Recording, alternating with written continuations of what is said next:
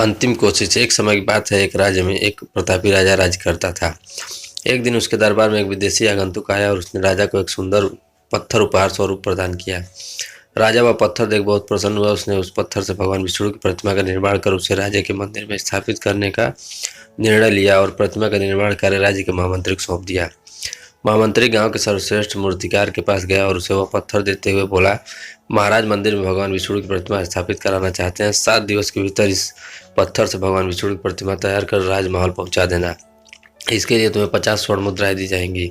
50 स्वर्ण मुद्राओं की बात सुनकर मूर्तिकार खुश हो गया और महामंत्री के जाने के उपरांत प्रतिमा का निर्माण कार्य प्रारंभ करने के उद्देश्य से उसने अपने औजार निकाल लिए। अपने औजारों में से उसने एक हथौड़ा निकाल लिया।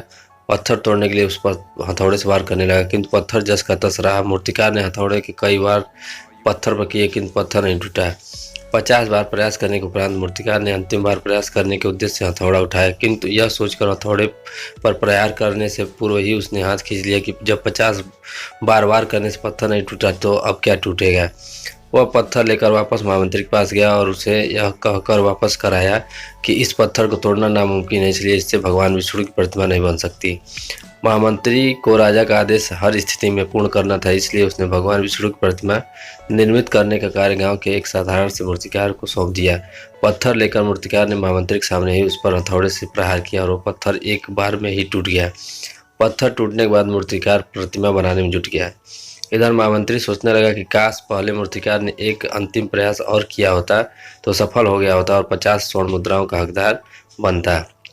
इस कहानी से हमें सीख मिलती है मित्रों, हम भी अपने जीवन में ऐसी परिस्थितियों से दो चार होते रहते हैं। कई बार किसी कार्य को करने के पूर्व या किसी समस्या के सामने आने पर उसका निस्तारण करने के पूर्व ही हमारा आत्मविश्वास डगमगा जाता है और हम प्रयास किए बिना ही हार मान लेते हैं।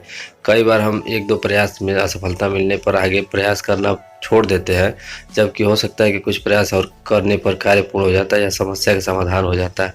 यदि जीवन में सफलता प्राप्त करनी है तो बार बार असफल होने पर भी तब तक प्रयास नहीं करना छोड़ना चाहिए जब तक कि सफलता नहीं मिल जाती। क्या पता जिस प्रयास को करने के पूर्व हम हाथ खींच लें वही हमारा अंतिम प्रयास हो और उसमें हमें कामयाबी प्राप्त हो जाए। दोस्तों, अगर यह कहानी आपको अच्छी लगी तो कृपया लाइक करें और हमारे चैनल को सब्सक्राइब करें। धन्यवाद।